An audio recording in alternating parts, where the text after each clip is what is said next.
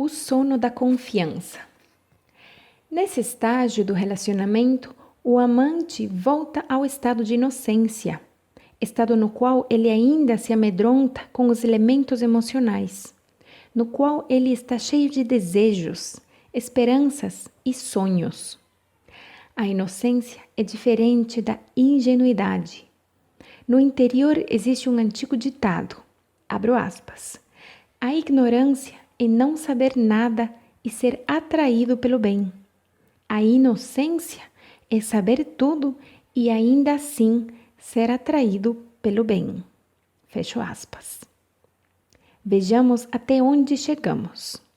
O pescador-caçador trouxe a natureza da vida, morte e vida para a superfície. Contra sua própria vontade, ele foi perseguido por ela. Mas ele também conseguiu encará-la. Sentiu pena do seu estado emaranhado e a tocou. Tudo isso o leva a uma participação plena. Tudo isso o leva a uma transformação, ao amor. Embora a imagem do sono possa indicar o inconsciente, nesse caso ele simboliza a criação e a renovação. O sono é o símbolo do renascimento. Nos mitos, na criação, as almas adormecem enquanto se realiza uma transformação de uma duração determinada. Pois no sono, nós nos recriamos, nos renovamos. Citação literal. Sono que deslinda a meada enredada das preocupações. O sono é o banho reparador do trabalho doloroso, o bálsamo das almas feridas, o segundo prato na mesa da grande natureza, o principal alimento do festim da vida. Shakespeare, Macbeth. Final da citação. Se tivéssemos a possibilidade de ver a pessoa viva mais calejada, a mais cruel e impiedosa durante o sono ou no instante em que acorda, veríamos essa pessoa por um momento como o espírito não conspurcado, a pura inocência. No sono, somos devolvidos mais uma vez a um estado de doçura. No sono, nos refazemos. Somos recriados de dentro para fora, novos em folha como inocentes. Esse estado de sábia inocência é alcançado quando descartamos o cinismo e as atitudes defensivas e voltamos a mergulhar no estado de deslumbramento que vemos na maioria dos seres humanos que são muito jovens e em muitos que são bem velhos. É a prática de se olhar com os olhos de um espírito sábio e amoroso, em vez de olhar com os do cão açoitado, da criatura acuada, da boca acima do estômago, do ser humano ferido e irritado. A inocência é um estado que se renova quando dormimos. Infelizmente, são muitos os que a deixam de lado junto à colcha ao acordar. Seria melhor se sempre trouxéssemos conosco uma inocência alerta e a apertássemos junto ao corpo para sentir seu calor. Embora, a princípio, a volta a esse estado possa exigir que eliminemos anos de pontos de vista desgastados, décadas de meticulosa construção de amouradas desumanas, uma vez que voltamos a ele, nunca mais precisaremos indagar por ele, escavar à sua procura. Voltar a uma inocência alerta não exige tanto esforço como de mover um monte de tijolos de um lugar para outro, mas sim que fiquemos parados o tempo suficiente para que o espírito nos encontre. Disse que tudo que procuramos também está à nossa procura, que se ficarmos bem quietos, o que procuramos nos encontrará. Ele está esperando por nós há muito tempo. Depois que ele aparecer, não devemos fugir. Descansemos, vejamos o que acontece em seguida. É esse o jeito de se aproximar da natureza da morte, não com astúcia e esperteza, mas com a confiança do espírito. O termo inocente é muitas vezes usado para indicar uma pessoa sem conhecimento, um simplório. No entanto, a origem da palavra significa inocente de dano ou de lesão. Em espanhol, a palavra inocente descreve uma pessoa que tenta não prejudicar o outro, mas que também é capaz de curar qualquer lesão ou dano causado a si mesma. La inocenta é com frequência o nome dado a uma curandeira, uma benzedeira, a que cura os outros de lesões ou danos. Ser inocente significa ser capaz de ver com nitidez qual é o problema e corrigi-lo. Essas são as poderosas imagens por trás da inocência.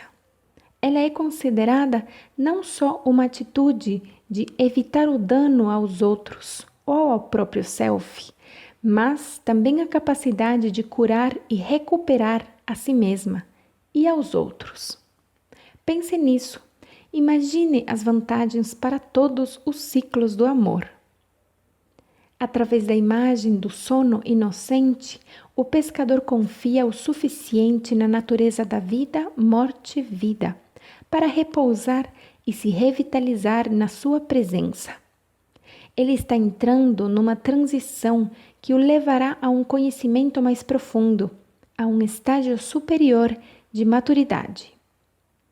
Quando os amantes entram nesse estado, eles estão se entregando às forças interiores, aquelas que possuem confiança, fé e o profundo poder da inocência. Nesse sono espiritual, o amante confia que as tarefas da sua alma serão realizadas nele, que tudo será como deve ser. Ele dorme o sono dos sábios, em vez do sono dos prudentes. Existe uma prudência que é verdadeira, quando o perigo está por perto, e uma prudência que não tem justificativa e que se origina de algum ferimento anterior. Esta última faz com que os homens ajam de modo irritadiço e desinteressado, mesmo quando se sentem que gostariam de demonstrar carinho e afeto. As pessoas que têm medo de ser ludibriadas ou de entrar num beco sem saída, ou que não param de vociferar seus direitos de querer ser livre, são as que deixam o ouro escapar por entre os dedos. Muitas vezes ouvi um homem dizer que tem uma boa mulher, que está interessada nele e ele nela, mas que ele simplesmente não consegue se soltar o suficiente para saber o que realmente sente por ela. O momento crítico para uma pessoa desse tipo ocorre quando ela se permite amar apesar de ter suas angústias, apesar de ficar nervoso, apesar de ter sido ferido anteriormente, apesar de temer o desconhecido. Às vezes, não existem palavras que estimulem a coragem. Às vezes, é preciso simplesmente mergulhar. Tem de haver em algum ponto da vida de um homem um período em que ele confie na direção que o amor o levar, em que ele tenha mais medo de ficar confinado a algum leito rachado do rio seco da psique, do que estar solto num território exuberante, porém inexplorado. Quando uma vida é excessivamente controlada, cada vez há menos vida a controlar. Nesse estágio de inocência, o pescador volta a ser uma alma criança, pois no seu sono ele está ileso e não existe a recordação do que aconteceu ontem ou antes. No seu sono, ele não está lutando para assumir algum lugar ou posição. No sono, ele se renova.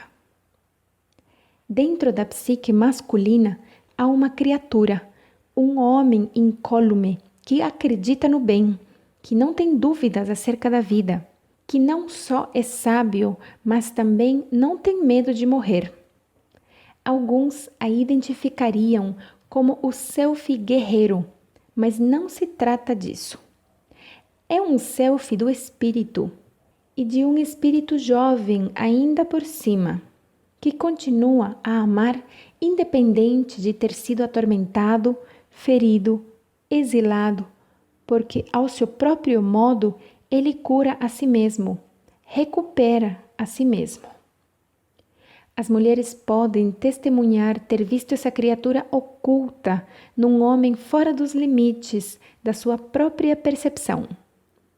A capacidade desse espírito jovem de fazer com que o poder da cura atue na sua própria psique é tamanha que chega a estarrecer. Sua confiança não depende de que sua parceira não o magoe. Ela é uma confiança na possibilidade da cura de qualquer ferimento que ele sofra. Uma confiança na vida nova que se segue à antiga. Uma confiança na existência de um significado mais profundo em todas essas coisas, em que os acontecimentos aparentemente ínfimos não são desprovidos de significado, em que todos os aspectos da vida, os ásperos, os recortados, os alegres e os sublimes, todos podem ser aproveitados como energia da vida. É também preciso que se diga que, às vezes, à medida que o homem vai ficando mais livre e mais próximo da mulher esqueleto, sua parceira passa a ter mais medo e tende a se esforçar por si mesma no que diz respeito a decifrar e observar o sono que devolve a inocência e a aprender a confiar na natureza da vida, morte e vida. Quando os dois parceiros estiverem bem iniciados, juntos eles terão o poder de amenizar qualquer sofrimento e de sobreviver a qualquer dor. Pode ocorrer que uma pessoa tenha medo de adormecer na presença do outro, medo de voltar a uma inocência psíquica ou de que o outro tire alguma vantagem dela. Essas pessoas projetam sobre o outro todos os tipos de motivações e simplesmente não confiam em si mesmas. No entanto, não é dos seus parceiros que desconfiam. É que eles ainda não se acertaram com a natureza da vida, morte e vida. É na natureza da morte que eles precisam confiar. Como no sono, a natureza da vida, morte e vida, na sua forma mais primitiva, é tão simples quanto uma delicada expiração. Um término é inspiração, um início. A única confiança necessária é a de saber que, quando ocorre um final, vai surgir um novo começo.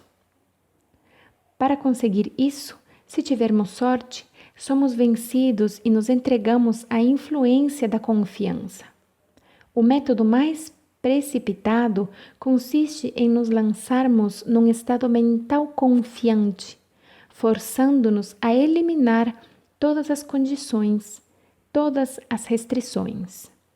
No entanto, geralmente não faz sentido esperar até que nos sintamos fortes o suficiente para confiar, porque esse dia não vai chegar nunca. Por isso, assumimos o risco de acreditar estar errado o que nos foi ensinado acerca da natureza da vida, morte e vida, e de que nossos instintos estão certos. Para que o amor viceje, o parceiro precisa confiar que o que vier a ser será de natureza transformadora. Ele deve se permitir entrar naquele estado de sono que nos devolve a uma sábia inocência, que cria e recria, como seria de esperar, as espirais mais profundas da experiência da vida, morte, vida.